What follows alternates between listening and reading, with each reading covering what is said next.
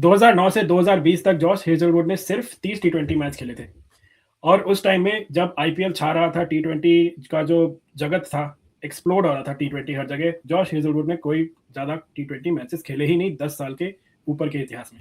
और उसके बाद जब वो फाइनली एक्सप्लोड किए तो किस तरह से एक्सप्लोड किए देखिए। एक टाइम था जब आरसीबी का एरा था, आरसीबी के एरा में थे Kohli, Chris Gayle, AB de Villiers, इनका एरा इन्होंने बिल्कुल वेस्ट कर दिया क्योंकि भाई इनके पास बॉलर्स ही नहीं थे। और अब देखो फाइनली इनके पास बॉलर्स आए हैं, two veterans basically, Josh Hazlewood और एक भुवनेश्वर कुमार। एंड इनसे अच्छे टी20 में पावर प्ले में कोई बॉलर ही नहीं है राइट नाउ। भाई कल हमने मैच देखा ही, उसके अंदर 77-75 आई थिंक इस पे आउट कर दिया दिल्ली की टीम को। तो भाई क्या लग रहा है, is this the best, Prathamesh, is this the best overseas bowlers RCB has ever had? जिस तरह से खेल रहे हैं वो भुवनेश्वर कुमार, तो of course I am saying, चलो दोनों की बात करते हैं, is this the best bowling lineup they had? Actually मतलब जब ऑक्शन के टाइम भुवनेश्वर कुमार को लिया था आरसीबी ने, तो सब लोग यही बोल रहे थे कि क्यों लिया, मतलब बोलते हैं ना कि ये घोड़े पे क्यों दाव लगा आरसीबी ने। लेकिन जितने भी अभी तक मैचेस हुए हैं और हाँ, जैसे भुवी ने बॉलिंग की है, हाँ, आई थिंक एक मैच छोड़ दे, हाँ, एक ही मैच शायद जिसमें भुवी ने अच्छी बॉलिंग नहीं की थी, पर बाकी सब 6 के 6 मैचेस भुवी हाँ, ने स्पॉट ऑन बॉलिंग की है। भले हाँ, विकेट्स ना दिए हो, पर वो जो प्रेशर बिल्ड करना होता है बैट्समैन के ऊपर, हाँ, वो काम भुवी ने बहुत अच्छा किया है। हाँ, और बाकी जॉस हेजलवुड का तो पता ही है, उसको तो आदत ही है वैसे भी कि यस, ऑस्ट्रेलियन क्रिकेट में पैट कमिंस और अपने मिचेल स्टार्क प्रेशर बनाते हैं और भाई हाँ, विकेट ले जाता है। तो राइट, सेम चीज आरसीबी के साथ, आरसीबी में उसके साथ हो रही है। वो भी प्रेशर बनाता है हाँ। और मिचेल जॉस हेजलवुड को विकेट मिल जाती है। भाई 2009 में दोनों ने शुरुआत की थी, I was looking it up कि 2009 में Bhuvneshwar Kumar also started and Josh Hazlewood also started. और ऑल दिस टाइम जैसे हमने बात की, एक एरा था, बैटिंग का एरा था आरसीबी का, बॉलिंग बिल्कुल सूखे पापड़ जैसी हुआ करती थी, बिल्कुल थोड़ा सा प्रेशर डालो तो टूट जाती थी। अब ये टाइम आया है कि अब उनके पास बॉलर्स भी है, बैट्समैन भी है, बैलेंस साइड है। और जॉश हेजलवुड के आते ही भाई जॉश हेजल ने कहा कि भाई you leave it up to me, bowling मैं संभाल लूंगा भुवी के साथ, तो मैं ना अपना काम करो। And we can see last year उन्होंने जीता भी, इस ईयर भी दे लुकिंग वेरी गुड। और under captaincy of Rajat Patidar also, so that is also looking very good. तो भाई देखते हैं, लुक्स लाइक इससे अच्छी बॉलिंग लाइनअप तो मुझे याद नहीं है किसकी थी आरसीबी की। बट चलो पर बात करते हैं, जैसे मैंने जजत पाटीदार की बात की, there is a lot of trends going on right now कि भाई बेस्ट 3 कैप्टन्स कौन है, बेस्ट 3 कैप्टन्स, बेस्ट 5 कैप्टन्स कौन है, हाफ वे स्टेज आ गया आईपीएल का। I want to talk about कि भाई वर्स्ट कैप्टन्स कौन है आईपीएल में हाफ वे तक। मैंने इस पे एक वीडियो भी किया था कुछ दिन पहले, शॉर्ट वीडियो किया था, उस पर मैंने बोला था माई वर्स्ट 3 आर, नंबर 1 पे रियान पराग, नंबर 2 पे हार्दिक पांड्या, और नंबर 3 पे आ गए अक्षर पटेल। और तब तक दिल्ली की टीम इतनी तरह बुरी तरह हारी नहीं थी, तो लोग चढ़ गए भाई कि अरे मैंने नंबर 4 पे ऋषभ पंत को डाला था, और सबने बोला कि भाई अरे क्या तुम केकेआर को भूल गए, अजिंक्य रहाणे को भूल गए, how can you forget that and all that. तो भाई मेरे हिसाब से Ajinkya Rahane, yes he has not performed himself, but उनकी टीम भी काफी खराब है overall. But if you look at other teams, उनकी टीम्स ठीक है, स्पेशली एमआई और आरआर ठीक कर रही है, बट उनकी कैप्टनसी में सुपर ओवर में क्या किया हमें पता ही है। तो what do you think, who are your worst 4, या चलो वर्स्ट 5 लेते हैं, who are the worst 5 right now at this stage?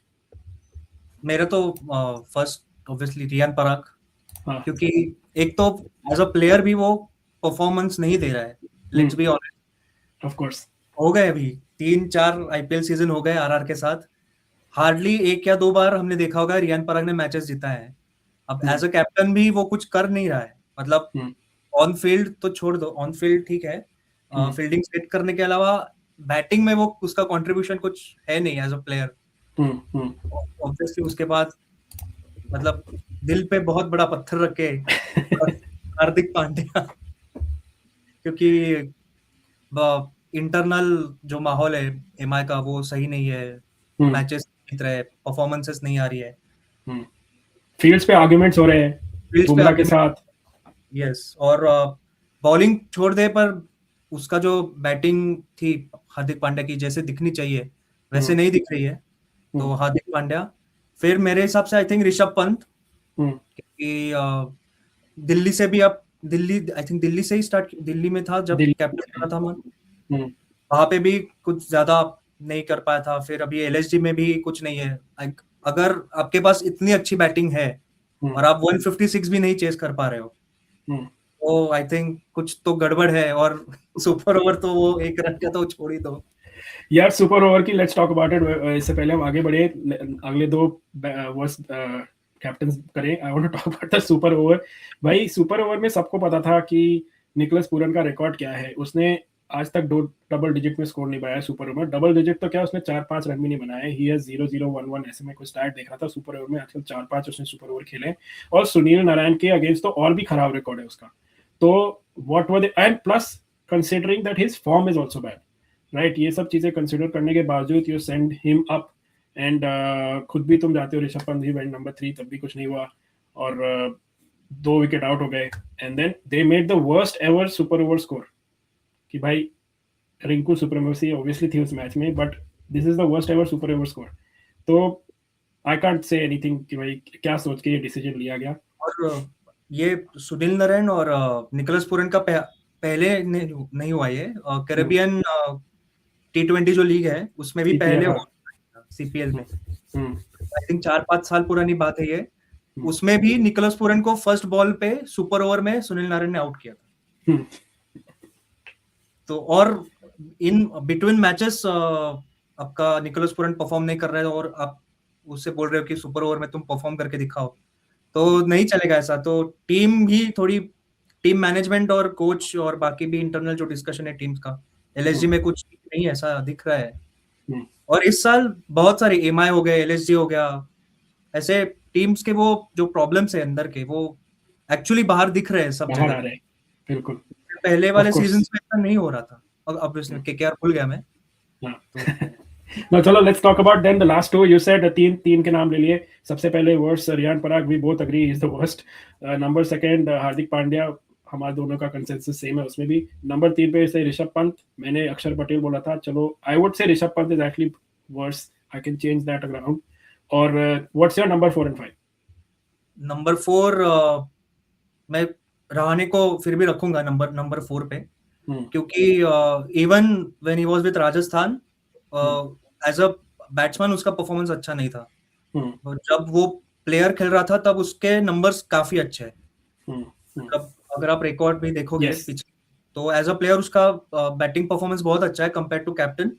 और ये मुंबई में भी देखा है, मतलब जब वो मुंबई का कैप्टन रहा था रणजी में भी, तब भी उसने कुछ परफॉर्मेंस नहीं दिया। हार्डली 1-2 50s की है और उससे ज्यादा नहीं।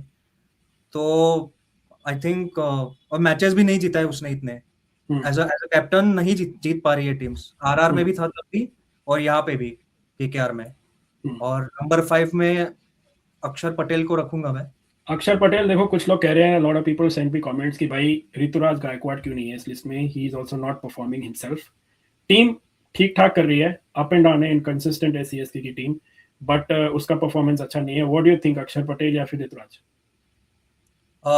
अक्षर पटेल फिर भी, क्योंकि ऋतुराज गायकवाड़ का एक है कि उसे पता है कि टीम कैसे चलानी है, मतलब। और वो अक्षर पटेल में मुझे नहीं दिख रहा है कि, मतलब आपका एक प्लेयर है जो पिछले मैच में 152 करके आया है, नेक्स्ट मैच में 0 पे आउट होता है, उसके बाद पूरी टीम 77 पे ऑल आउट हो जाती है।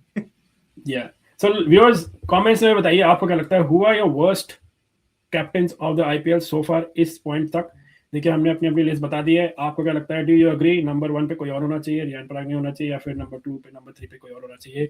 रहाणे के काफी लोग कह रहे हैं कि भाई हायर ऑफ द ऑर्डर होना चाहिए इस लिस्ट में, बट मेरा कहना यह है कि भाई उनकी टीम ही ओवरऑल खराब है। Yes, he is performing bad, उनकी टीम में ही कुछ नहीं है, दम नहीं है, बॉलिंग में दम नहीं है, batting is also not performing, so may be that's why मैंने उसको नंबर 4 या 5 पे रखा है। सो चलो let's talk about the next thing यार। सबसे एक और explosive, Jos Buttler has chosen violence basically. Mumbai में तो उसका आना बैन हो जाएगा इसके बाद, क्योंकि जॉस बटलर ने अपना playing 11 best ever IPL playing 11 declare किया है। कुछ लोग तो कहते हैं he has himself been one of the greatest ever IPL players, but he has not chosen to put himself in the team. तो चलो I tell you what are the players. Number 1 पे of course Chris Gayle, number 2 Virat Kohli, number 3 AB de Villiers, number 4 Suresh Raina, Kieron Pollard, Andre Russell, MS Dhoni, Sunil Narayan, Rashid Khan and Malinga and Bumrah. सबसे बड़ी इसमें खबर ये भाई, कि रोहित शर्मा नहीं है इस टीम में, इस टीम में स्काई भी नहीं है, इस टीम में हार्दिक पांड्या भी नहीं है, और मुंबई के भाई obviously whatever you want to say right now उनकी 5 ट्रॉफीज है। तो क्या लगता है, heavily dependent mostly on CSK players, क्या है ये, क्या लगता है, do you agree with this? CSK and RCB, वैसे तो मुंबई के मलिंगा और बुमराह तो है ही लास्ट में, तो वैसे तो प्रॉब्लम है नहीं, पर आई थिंक टीम काफी अच्छी है, मतलब काफी सोच समझ कर उसने बनाई है, क्योंकि देखो कोई कितना भी बोले, विराट कोहली और क्रिस गेल जैसे ओपनिंग जोड़ी आपको कहीं नहीं मिलेगी। I think top 3 is fine. Yes, भले उस 4-5 सालों में आरसीबी ने ट्रॉफीज नहीं जीताई, ट्रॉफीज नहीं जीती, बट ये जोड़ी तो टॉप है ही, मतलब होनी चाहिए। एक इसमें और मिसिंग है, because look, some people are saying David Warner deserves a place in there as well, but किसकी जगह खेलेगा, that's interesting. David Warner भी हो सकता था इसमें। My shout out is basically I think either one of I think Andre Russell या फिर केरल पोलार में से टफ चॉइस होगा, but I think you can include one of the others in there. But काफी अच्छी टीम है वैसे तो, but people obviously Rohit fans are saying कि भाई रोहित शर्मा के बिना तो कैसे हो सकता है। Captain of course Virat Kohli को बनाया गया, नहीं सॉरी कैप्टन MS धोनी को बनाया गया, तो that you can't doubt. But या इंटरेस्टिंग है। व्यूअर्स बताइए कमेंट्स में आपको क्या लगता है कि is this the right team, आप क्या डालोगे इसमें, इस टीम में कौन जा सकता है, कौन निकल सकता है। This is best 11, so I think there all the big heavy hitters are already in there, so yeah, let us know in the comments. And एक और लास्ट टॉपिक है आज के हमारे वीडियो का। Basically there is big controversy brewing कि भाई of course हम सब वैभव सूर्यवंशी की बात कर रहे हैं। This is obviously we talk mostly on about cricket on this channel also. Vaibhav Suryavanshi और उसका परफॉर्मेंस क्रेजी रहा है, but one thing is clear कि भाई क्रिकेट obsessed नेशन तो है ही, but you should show some respect to the other athletes and other players around which are not part of cricket. मैं बात कर रहा हूँ मनु भाकर की। उनसे एक सवाल पूछा गया, वो एक इवेंट में गई थी, एथलेटिक्स का इवेंट था, उसमें she was asked a question कि भाई what do you think of Vaibhav Suryavanshi, and everyone saying कि भाई why don't you ask the other way around. आपने कभी विराट कोहली से पूछा है कि what do you think of Manu Bhaker, आपने कभी MS धोनी से पूछा है कि what do you think of Manu Bhaker और any other player, but what is his obsession. She took it well. She said yes, he needs to have good mentors and all that stuff. And अच्छी बात कही, but मेरा सवाल है कि आपका journalism इतना खराब है कि भाई आप दूसरे स्पोर्ट्स को अप्रिशिएट ही नहीं कर सकते।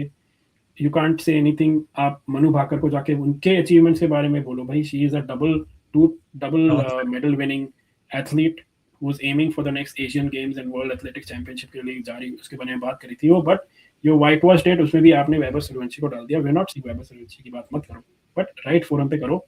That is one big we are both sports fans, हम बाकी स्पोर्ट्स भी फॉलो करते हैं, we just don't watch cricket। तो मुझे बहुत अजीब लगा ये जो सवाल था, इस तरह का डिसरिस्पेक्ट एक तरह से for other athletes and other sports. So what do you think?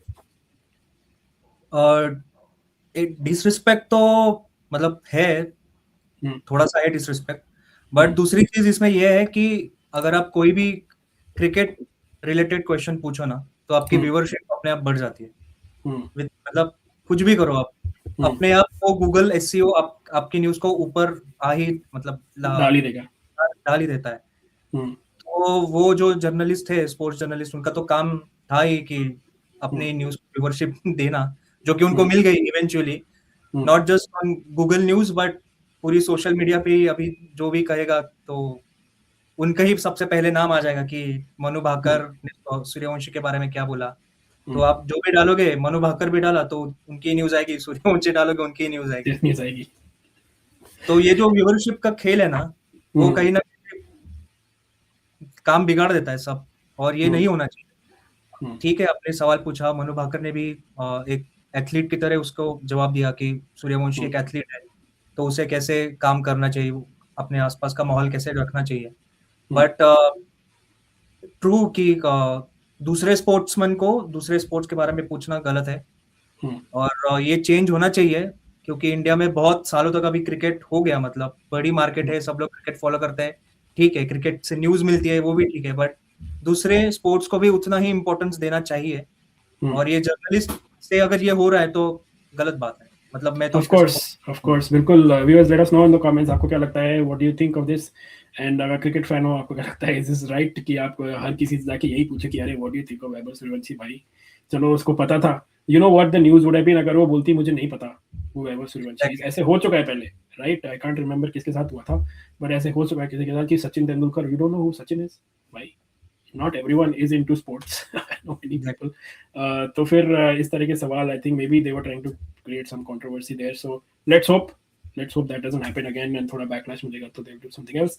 But as usual, viewers, आपको क्या लगता है हमारे वीडियोस के बारे में? लाइक सब्सक्राइब करिए, ऑफ कोर्स बेल आइकन दबाइए तो आपको हमारे वीडियोस और मिलेंगे, आपको एल्गोरिथम पुश करेगा। तो if you like this, subscribe करिए, कमेंट्स करिए specially, and yeah more the merrier. अब देखते हैं who is the worst captain, कौन इस लिस्ट में आगे जाता है। Will come back to this list again in the end of the season की देखते क्या होता है, and will keep bringing you videos. Thank you again Prathamesh. Thank you.